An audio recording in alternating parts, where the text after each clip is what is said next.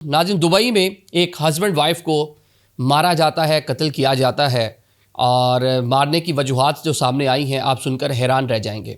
अक्सर हम मूवीज़ में देखते हैं कि दुबई में या फिर बैंकॉक में या सिंगापुर में या फिर किसी अफ्रीकी मुल्क में, नाइजीरिया में गैंग्स आज भी मौजूद हैं। जो अंडरवर्ल्ड है आज भी मौजूद है, वो किसी को कहीं भी दुनिया में एलिमिनेट कर सकती है, मतलब इतने पावरफुल होते हैं।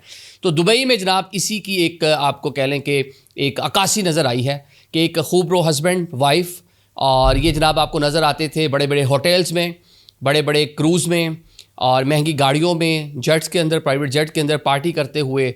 और इन पर इल्ज़ाम क्या था? इल्ज़ाम था कि इन्होंने 650 मिलियन अमेरिकी डॉलर मालियत की क्रिप्टो दाएँ बाएँ की हुई है। और जिनकी दाएँ बाएँ की है वो कौन लोग थे, ये आज के व्लॉग में आपको बताएंगे। और अब इनको मार दिया गया है, 1 माह से लोग लापता थे।